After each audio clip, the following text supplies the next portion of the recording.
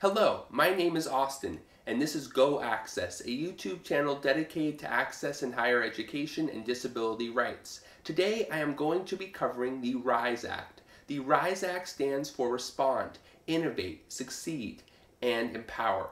The RISE Act is currently being considered in our Congress. It would be a big transition because it would allow students in high school to have their accommodations carry over into college.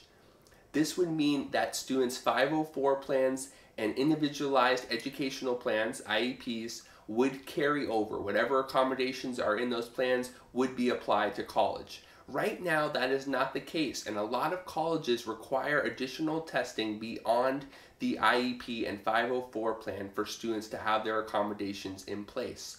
For me specifically, when I was transferring from high school to college, I needed to get tested and have a psychoeducational evaluation.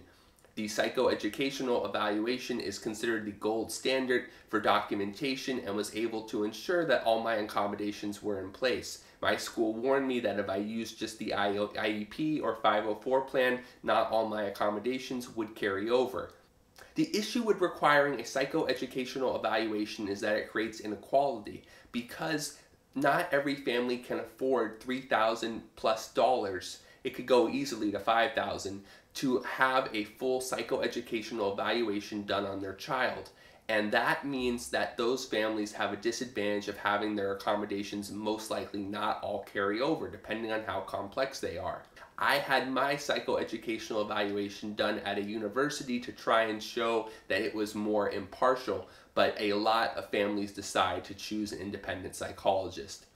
So the RISE Act would really help by allowing those accommodations in the IEP and 504 plans to just transfer into college. The caveat would be that high school accommodations that are fundamentally altering the course outcomes of a college level class would not qualify and transfer. So in those situations, the accommodation would need to be changed or removed. However, most accommodations would just seamlessly transfer from high school to college.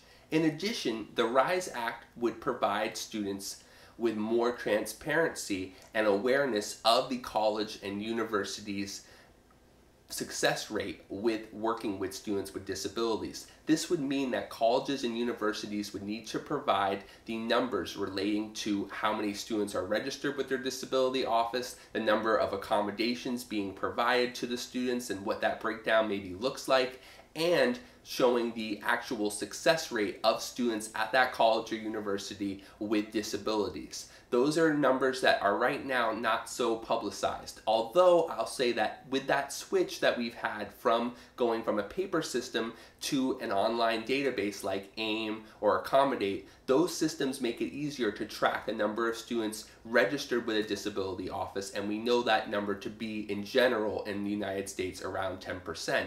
However, we can also determine the number of students being accommodated pretty easily using that software.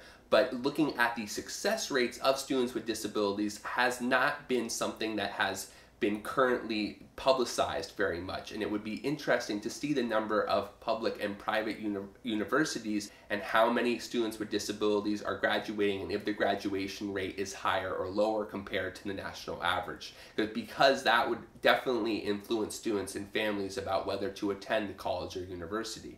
The RISE Act would require faculty to receive training from the college disability office. This would mean that colleges would be providing training to faculty on how to interact with students with disabilities. The students would therefore feel more comfortable disclosing their accommodations, and the professors would hopefully be more respectful and not ask any personal questions relating to the student's disability. In conjunction, that training could also include technology-related training into how to make their course content more accessible for students. I believe that those things would be a big benefit and are not currently being done as standardized practice. We have seen recently, as I covered last week, the University of Minnesota requiring that faculty receive training relating to working with students with disabilities, but most colleges and universities right now do not require that.